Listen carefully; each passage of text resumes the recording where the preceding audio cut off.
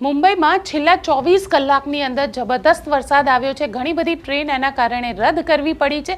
મુંબઈ આખું પાણી થઈ ગયું છે। પણ હવે વરસાદી એ સિસ્ટમ જે છે એ ગુજરાત તરફ ટ્રાન્સફર થઈ રહી છે અને આપને વિંડીના માધ્યમથી બતાવવાનો પ્રયત્ન કરીશું કે જે આખી સિસ્ટમ છે એ સિસ્ટમ અત્યારે ગુજરાત તરફ ટ્રાન્સફર થઈ રહી છે અને જેના કારણે ગુજરાતમાં આજથી અને આજે સાંજથી અને આવતીકાલથી જબરદસ્ત વરસાદની શરૂઆત થશે અને ખાસ કરીને તેમાં પણ દક્ષિણ ગુજરાત અને દરિયાકાંઠાના જે સૌરાષ્ટ્રના વિસ્તાર છે તેની અંદર ભારે વરસાદની આગાહી હવામાન વિભાગ દ્વારા કરવામાં આવી છે। જો વાત કરવામાં આવે, તમને આ ગુજરાતનો મેપ અહીંયા આગળ દેખાઈ રહ્યો છે જેની અંદર અત્યારે જે સિસ્ટમ બની રહી છે એ સિસ્ટમ છે આ સાયક્લોનિક સર્ક્યુલેશન જેને કહી શકાય તે પ્રકારનું આ સાયક્લોનિક સર્ક્યુલેશન અત્યારે બનવાની જે શરૂઆત છે તે સૌરાષ્ટ્ર અને દક્ષિણ ગુજરાતની વચ્ચેનો આ જે દરિયા કિનારો છે ત્યાં આગળ તેની શરૂઆત થઈ છે। જે તમે અહીંયા જોઈ શકો છો કે આ દક્ષિણ ગુજરાતનો વિસ્તાર છે અને આ સૌરાષ્ટ્રનો વિસ્તાર છે। જે સાયક્લોનિક સિસ્ટમ બની છે તે અહીંયા આગળ બની છે એટલે જે આવનારા દિવસોની અંદર ગુજરાતની અંદર ભારે વરસાદ લાવી શકે છે। આ સિસ્ટમ આખી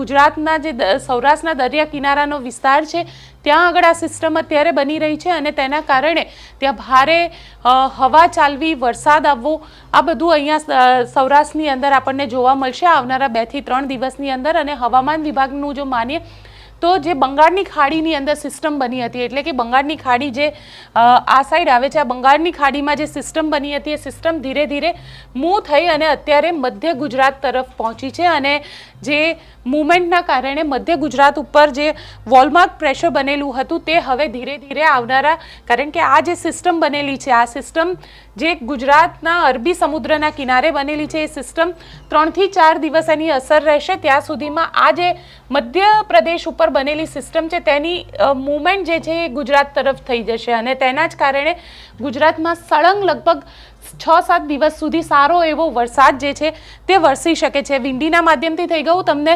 હવામાન વિભાગની વાત કરવામાં આવે તો હવામાન વિભાગે પણ આગાહી કરી છે અને આ જે આગાહી કરવામાં આવી છે જો તેની વાત કરવામાં આવે તો આજે 19મી તારીખ છે। 19મી તારીખે સાંજે પોરબંદર અને જૂનાગઢ, ગીર સોમનાથમાં રેડ એલર્ટ આપવામાં આવ્યું છે અને સાથે સાથે જો દક્ષિણ ગુજરાતની વાત કરવામાં આવે તો નવસારી, દીવ, દમણ અને દાદરાનગર હવેલી સાથે વલસાડ આ બધી જ જગ્યાએ રેડ એલર્ટ આપવામાં આવ્યું છે। ગીર સોમનાથમાં, જૂનાગઢમાં, પોરબંદર રેડ એલર્ટ છે। દેવભૂમિ, દ્વારકા, જામનગર, રાજકોટ, અમરેલી, ભાવનગરમાં ઓરેન્જ એલર્ટ છે। સાથે ભરૂચ, સુરત અને તાપી, ડાંગ જેવા જિલ્લાઓ છે તેમાં પણ ઓરેન્જ એલર્ટ આપવામાં આવ્યું છે। એટલે લગભગ સૌરાષ્ટ્રના મોટા ભાગનો જે વિસ્તાર છે ત્યાં આગળ રેડ અને ઓરેન્જ એલર્ટ આપવામાં આવ્યું છે, જ્યારે દક્ષિણ ગુજરાતનો જે વિસ્તાર છે ભરૂચથી લઈને નીચે સુધીનો ત્યાં પણ રેડ અને ઓરેન્જ એલર્ટ જે છે તે આપવામાં આવ્યું છે। એ સિવાય જો ગુજરાતના અન્ય ભાગોની વાત કરવામાં આવે તો ત્યાં આગળ પણ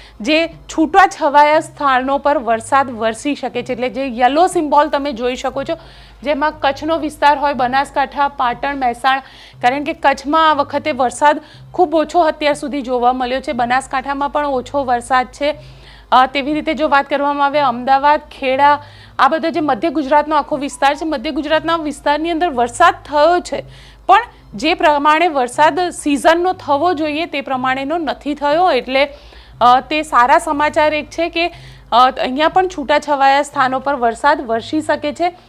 સાથે સાથે જો આવતીકાલની વાત કરવામાં આવે એટલે આજે 19 તારીખ થઈ છે, આવતીકાલે 20 તારીખ થશે અને 20 તારીખે અહીંયા પણ એલર્ટ તમે જોઈ શકો છો કારણ કે જે સિસ્ટમ આખી બની રહી છે એ સિસ્ટમના કારણે સુરતમાં ભારે વરસાદની આગાહી જે છે તે કરવામાં આવી છે કારણ કે સુરતની અંદર જે સિસ્ટમ મેં તમને બતાડી કે સૌરાષ્ટ્ર અને એટલે ભાવનગર, અમરેલીની વચ્ચે જે સિસ્ટમ અહીંયા બની હતી ધીરે ધીરે આ રીતે મૂવ થઈ રહી છે। એટલે જે આમ જોવા જઈએ તો જમીનની ભાગ એટલે સુરત સાઈડે સિસ્ટમ આખી આવી રહી છે એટલે સુરતના વિસ્તારની અંદર ભારે વરસાદ, નવસારી, વલસાડ, દમણ, દાદરા અને નગર હવેલીનો જે વિસ્તાર છે ત્યાં આગળ આ સિસ્ટમ આવશે અને સાથે સાથે ભાવનગર અને અમરેલીનો જે વિસ્તાર છે ત્યાં આગળ રેડ એલર્ટ આપવામાં આવ્યું છે।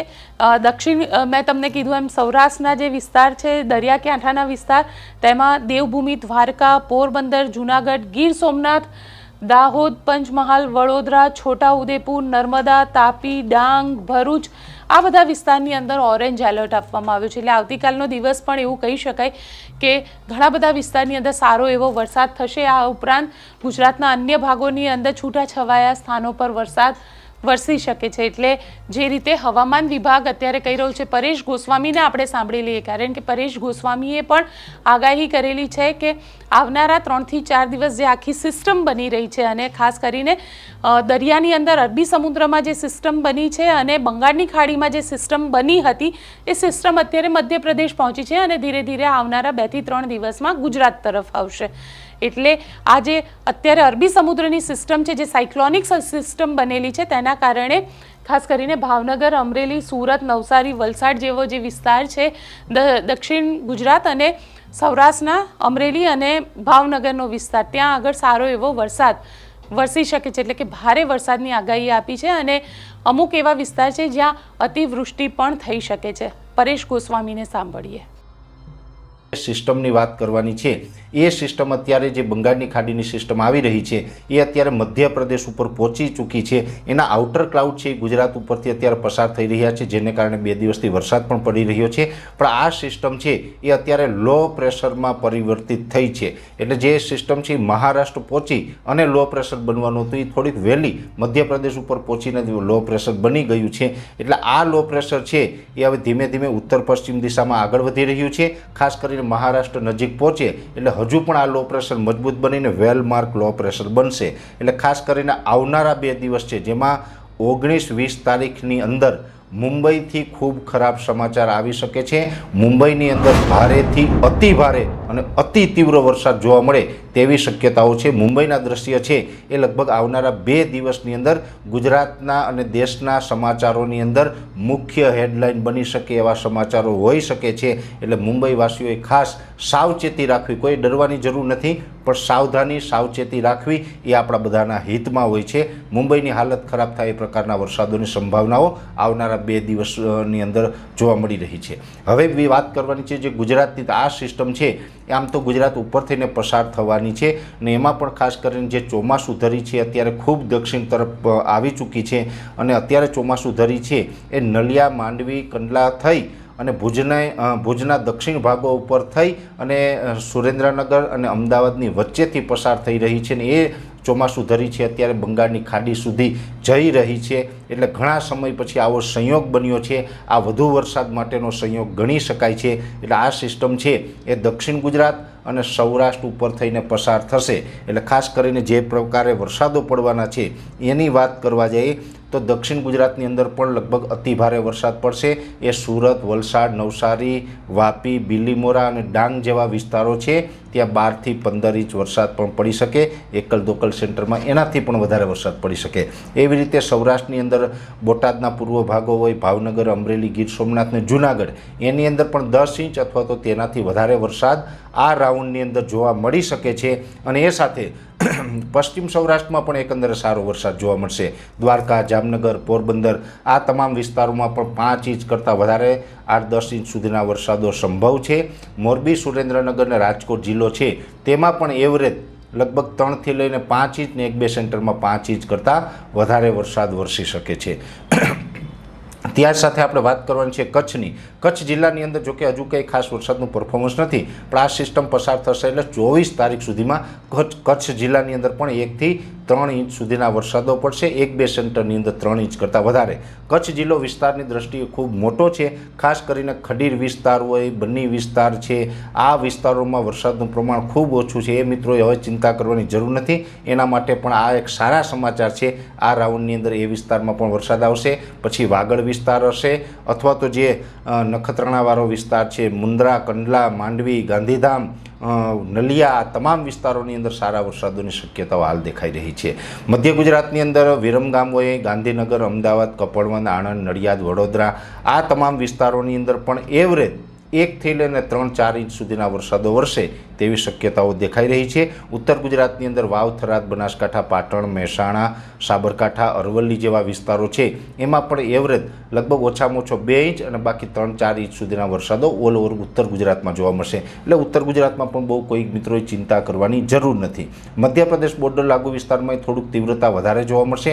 ત્યાં કદાચ 4-5 ઇંચ અને 1-2 સેન્ટરની અંદર 5 ઇંચ કરતાં વધારે, જેમાં મહીસાગર હોય, દાહોદ, ગોધરા છે, છોટાઉદેપુર છે, એ તમામ જિલ્લાઓની અંદર સારો વરસાદ વરસી શકે છે. બાકી દક્ષિણ ગુજરાતમાં લગભગ બધા વિસ્તારોની અંદર વધારે વરસાદની શક્યતાઓ છે. એટલે ખાસ કરીને 24 તારીખ સુધીમાં સારો વરસાદ વરસશે, પણ 24 તારીખ સુધીમાં તમામ વિસ્તારમાં વરસાદ વરસી જાય એનો મતલબ એવો નથી કે 24 તારીખ પછી આપણે વરસાદમાંથી મુક્ત થશું. કેમ કે આ સિસ્ટમ મધ્યપ્રદેશ ઉપર પહોંચી છે. આ સિસ્ટમ પસાર થઈ ગયા પછી બીજી પાછળથી બંગાળની ખાડીમાં નવી એક સિસ્ટમ બનવાની છે, એ પણ લગભગ ગુજરાત તરફ આવશે. તો પછી 24 તારીખે આ રાઉન્ડ પૂરો થાય તો લગભગ 26 અથવા 27થી નવો રાઉન્ડ બીજો પણ ચાલુ થઈ જશે. એટલે ગુજરાતમાં હવે એક પછી એક રાઉન્ડ છે આવતા રહેશે, સારા વરસાદો વરસતા રહેશે અને આપણે પાણીની તમામ વ્યવસ્થા થઈ જાય એવી શક્યતાઓ છે. એટલે દરેક ખેડૂત માટે આ એક સારા સમાચાર છે. પાણીની કોઈ ચિંતા કરતા નહીં. શિયાળુ પાકનું પણ પાણી થઈ જશે, ઉનાળુનું પણ થઈ જશે અને 2026ની અંદર આપણે ઓરવીને ચોમાસું વાવેતર કરીએ એવી પણ વ્યવસ્થા થઈ જાય તેવી શક્યતાઓ છે. કેમ કે ઓગસ્ટની અંદર જ 2 રાઉન્ડ હજુ આવવાના છે અને સપ્ટેમ્બરમાં પણ વરસાદો પડવાના છે. એટલે ખૂબ સારા સમાચાર છે. જે મિત્રોને અત્યારે વરસાદ નથી એ મિત્રો ચિંતા કરતા નહીં. 24 તારીખ સુધીમાં બધા જનો વારો આવી જાય તેવી શક્યતાઓ છે. કેમ કે આ વરસાદી રાઉન્ડ છે એ 1-2 સેન્ટરની અંદર નથી, સાર્વત્રિક રાઉન્ડ છે. એટલે અત્યારે જે રીતે ખંભાતના અખાતની અંદર આ જે સિસ્ટમ બનેલી છે તેની અસર આપણને આવનારા 24 કલાકની અંદર જોવા મળશે. એટલે આવતીકાલથી એની અસર જે છે તે આપણને જોવા મળશે અને અમરેલી, ભાવનગર, સુરત, ભરૂચ, વડોદરા, પંચમહાલ, દાહોદ જેવા જે વિસ્તાર છે મધ્ય ગુજરાતના વિસ્તાર, તેમાં આપણને ભારે વરસાદ જોવા મળી શકે. સાથે સાથે અમદાવાદ, ગાંધીનગર, ખેડા, આણંદ, મહીસાગર, અરવલ્લી, સાબરકાંઠા, મહેસાણા જેવા વિસ્તારમાં પણ ભારે વરસાદ જે છે તે વરસી શકે છે. અત્યારે કારણ કે હવામાન વિભાગનું જે એલર્ટ આવી રહ્યું છે તેના પ્રમાણે આ જે આખી સિસ્ટમ છે, સિસ્ટમ ગુજરાત ઉપરથી પસાર થશે, ત્યારબાદ અન્ય બીજી એક સિસ્ટમ આવી રહી છે અને એ ઉપરાંત પણ બંગાળની ખાડીમાં એક નવી સિસ્ટમ બની રહી છે. એટલે જ્યાં સુધીમાં 1 બાય 1 અલગ અલગ સિસ્ટમ બની રહી છે. એટલે અત્યારે જે સૌથી વધારે અસર થશે તે આ જે ખંભાતની ખાડી છે તેની અસર આપણને જોવા મળશે. ત્યારબાદ જે બંગાળની ખાડીમાં સિસ્ટમ બની હતી અને મધ્યપ્રદેશ બાજુ આવી ગઈ હતી તેની અસર આપણને જોવા મળશે. અને ત્રીજી સિસ્ટમ અત્યારે ફરી બંગાળની ખાડીમાં એક નવી એર સર્ક્યુલેશન ક્રિએટ થયું છે અને એ એર સર્ક્યુલેશન જ્યાં સુધીમાં આ બંને વરસાદ પૂર્ણ થશે ત્યાં સુધી ગુજરાત ઉપર આવી પહોંચશે. એટલે લગભગ એવું કહી શકાય કે આવતીકાલથી લઈ અને આમ તો મોટાભાગે આજે રાતથી લઈ અને આવનારા 5 થી 6 દિવસ 7 દિવસ સુધી ગુજરાતની અંદર સારો એવો વરસાદ વરસી શકે છે. આપ શું માનો છો અને આપને ત્યાં વરસાદ છે તો અમને કોમેન્ટ બોક્સમાં ચોક્કસથી લખીને જણાવજો અને અમારી ચેનલ નિર્ભય ન્યૂઝને લાઇક, શેર અને સબસ્ક્રાઇબ કરવાનું ભૂલશો નહીં. આભાર.